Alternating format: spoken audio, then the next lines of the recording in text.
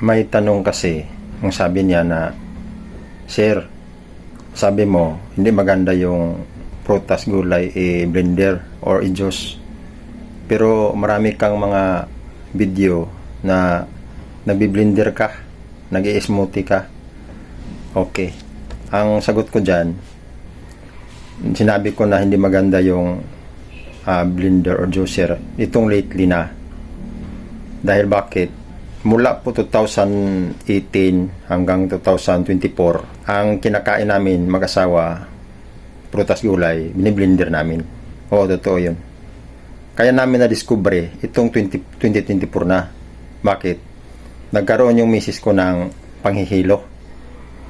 Nung nahihilo siya, nag-umpisa siya nanghihilo, isang araw, binaliwala ko lang yun. Sabi nga niya sa akin na may lahi daw silang yung mahihilo. Vertigo yung hilo niya eh.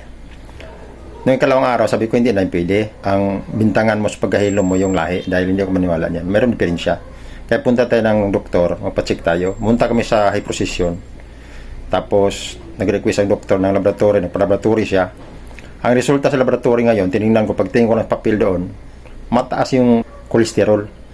So, malaking question sa akin, ba't nagka-cholesterol ka? Saan makamukha ng cholesterol na pagkain natin dito?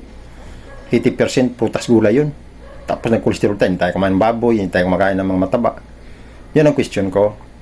Di, pinabasa namin sa doktor niya, doon sa high precision. Di, ako nagreklamo sa doktor, Dok, bakit nagaganon, Dok, na tumaas yung kanyang cholesterol na pagkain namin, prutas gulay man.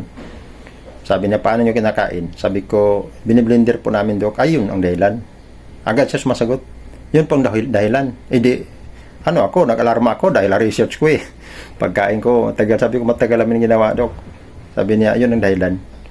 Kasi sabi niya, nag-explain doon siya, nag-explain sa akin. Nag-diskusyon kami ng sandali. Yun nga, ang explanation niya, dahil ang pagkain ng prutas gulay, ang tinatawag natural process. Yung pag-blender at pag-juice, hindi po yun natural.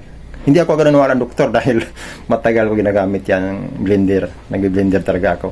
Sige, Dok, salamat, Dok. Ganun lang. Pagdating ko sa bahay, nag-research ako.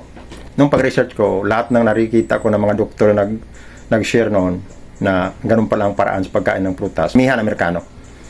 Tinawag ko ng pangga ko, paano i-translate yung mga yan, intindihan ko. Yung mga video ko kasi, kung nire-review ko, mayroon po yung hangganan sa pag-inom.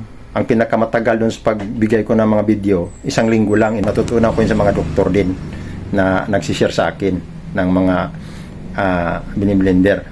So yung pagkain na araw-araw ka mag-blender, mag-juice sa kinakain mo prutas gulay, hindi po maganda yun.